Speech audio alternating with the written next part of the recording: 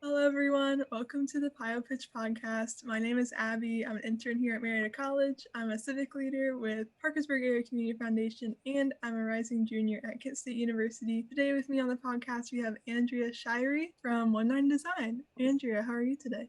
Hi, I'm doing great. Thank you so much for having me on. This is going to be fun. Thank you so much for coming. To kick it Yeah. off, could you tell us a little bit about what inspired you to start 19 Design? Absolutely. Yeah. So, One Nine Design started about, I guess I'm almost at the 5 year mark now, but basically the idea was born because I had exited the full time workforce. My most recent position had been as the executive director of the local United Way. And while I was there, I noticed very quickly that many nonprofits were having challenges around websites, about learning how to fundraise online, about having ownership of their website or being able to make changes. They needed help, and there was no one in the area really focusing on them in terms of helping them build a basic nonprofit website that would both help them spread their mission and work more efficiently. And so that idea was born to just kind of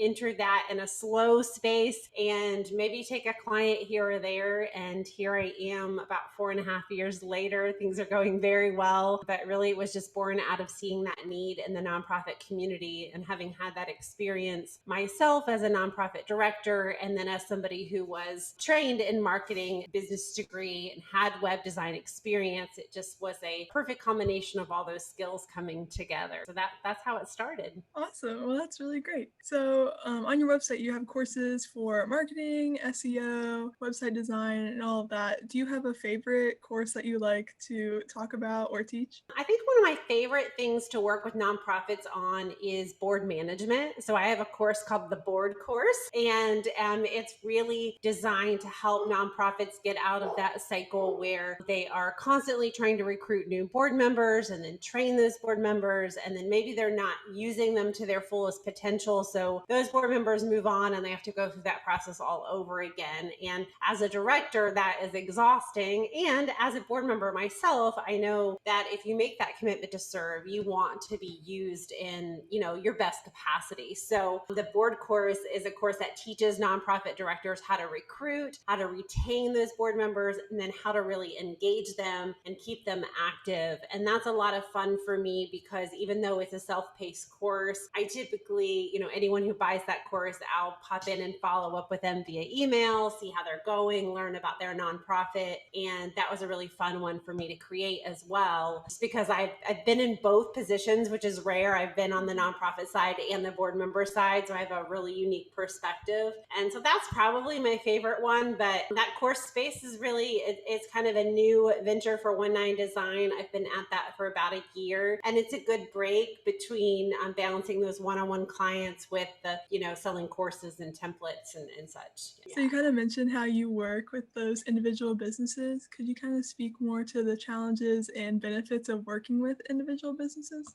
Yeah, so I serve primarily nonprofits, but also small business clients, again, in that website design or email marketing space. And the challenges they vary. So with a nonprofit, the challenge is often having the time to work with them on their side. Obviously, they're busy. A lot of nonprofits that I work with are very small, maybe a staff of, say, less than 5 people. Everyone is doing all of the jobs. And so helping them carve out that time and margin for website development and planning and writing content, that's really difficult. And I understand that because they have so much on their plate. So that's often a challenge, is of just making those, helping them see that those projects are a priority.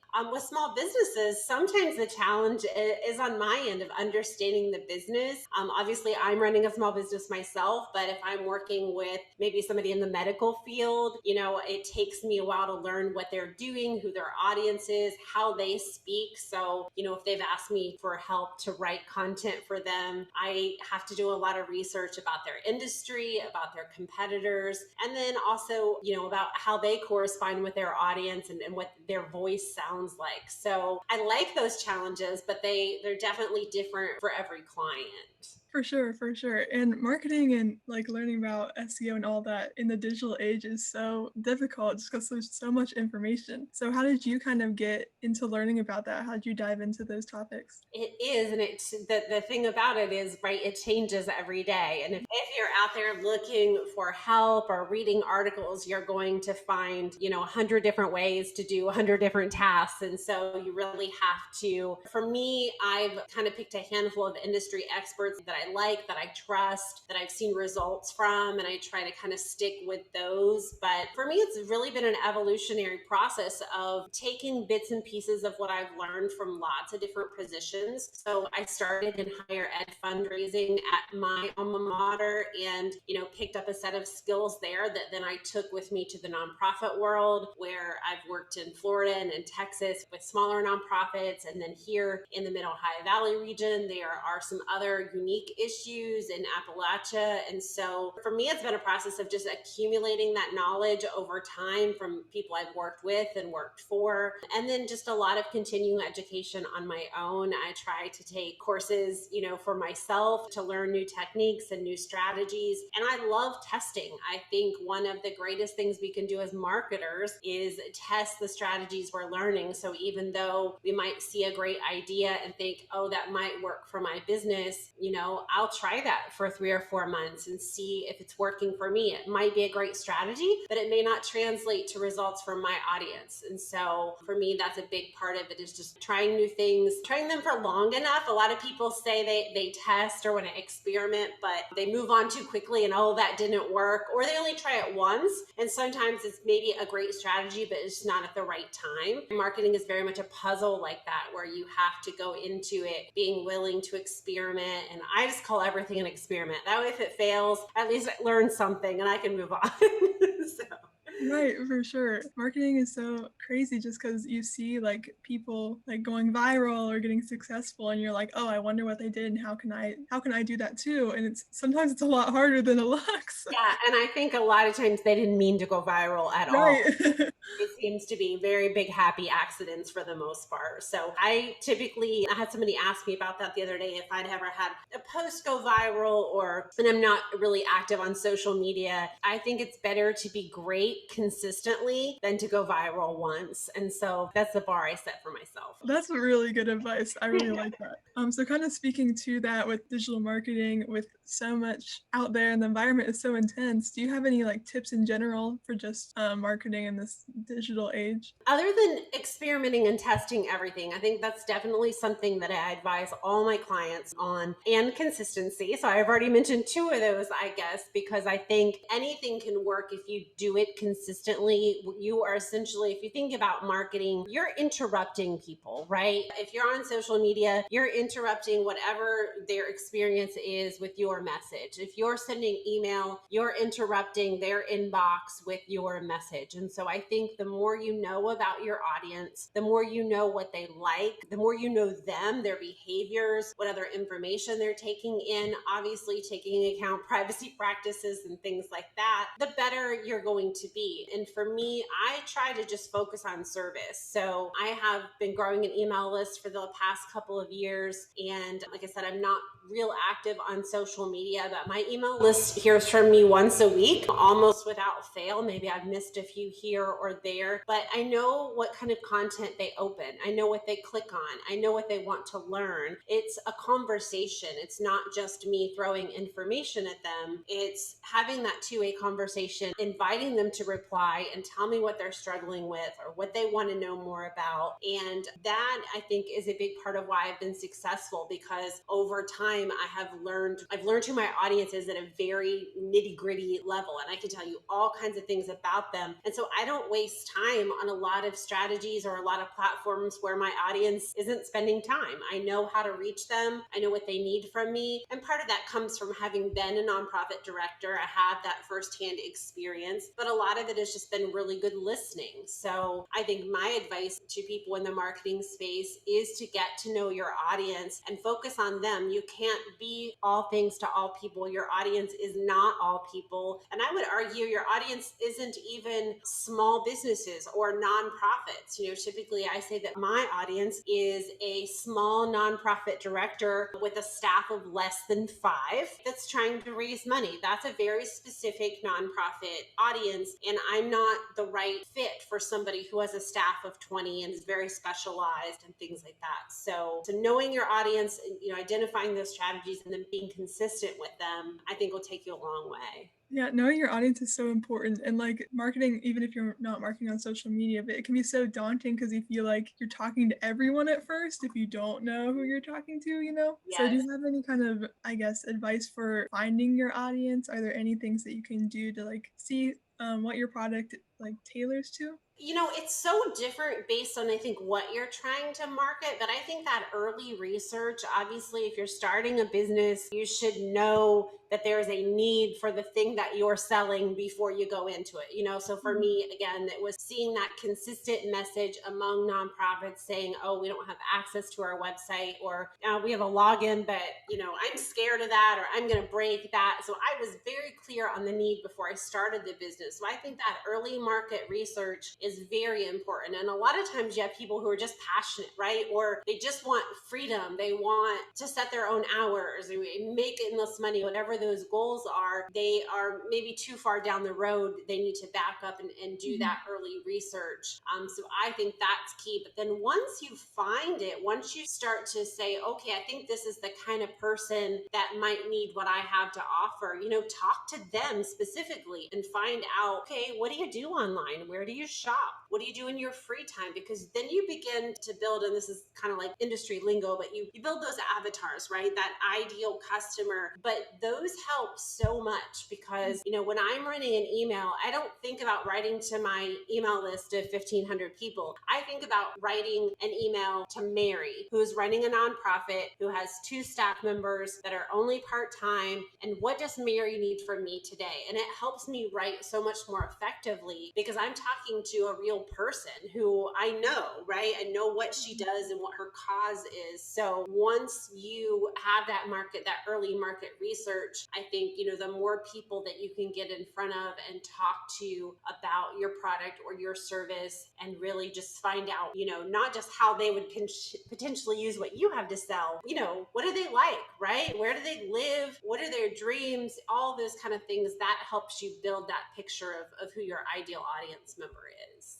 That's really good advice. I really like that. So kind of shifting gears a little bit, something that affected everyone, small businesses, students, business owners, clients, everyone, is the pandemic. So how did the pandemic affect your clients and your business throughout the past year? Oh, yes, the pandemic. I can't figure out, are we still in a pandemic? Somebody said the other day, like, well, we're still in a pandemic, and we are, but it's like this dichotomy of we want to pretend like we're not. So in some ways, I think it is ongoing. We're all trying to come out of it and find, what does life look like now? For me, I was not in nearly as bad as the position as obviously many, many people were. I've already been working from a home office for several years. I think what changed most for me was as a working mom, my kids were home, right? I was used to them going to school and my husband going to his office here locally in Parkersburg. And all of a sudden, everybody was home. And I thrive on systems and routine and rhythms. And so those early months were very, very difficult for me, having to let go of a lot of things. I literally had a Post-it note of like, here's what I can control and here's what I can't control, because I'm somebody who just needs that routine. So a lot of self, improvement during that time for myself of learning how to be more flexible. I typically would have had longer work days, a couple of days a week, but during the pandemic, my youngest, when it started, he was in 4th grade. And so he was kind of independent, but still needed some help. I had to learn to stop and start a lot, which meant I was doing a different kind of work during the day and then saving that deep work for night. point, I found it very difficult to write content. My brain was just all over the place, as a lot of people talked about not being able to focus and being distracted by the news.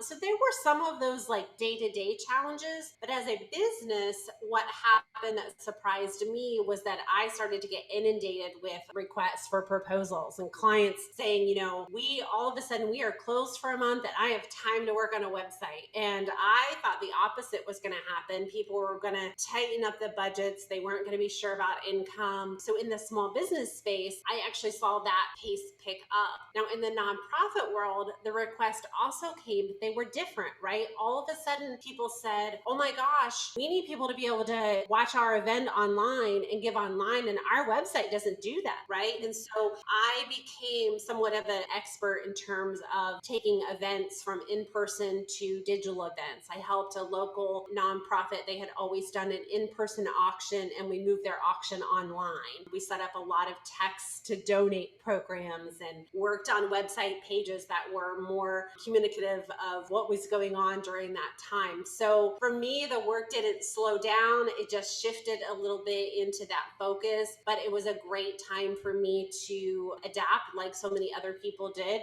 and learn how to work in shorter spurts and maybe, work later in the evening than I would be used to. And then little silly things like I've always done website training in person, and moving that to Zoom was a challenge with some clients who are more hands-on and you're trying to say, no, click over here. And it was definitely added an element there of difficulty. But overall, I was very fortunate that it didn't have a negative impact on the business itself. And slowly things have kind of returned to normal over here. That's really good to hear, because I know, like, even with universities and schools, like, everything, like, stopped for the most part, but that's great that your business kept going.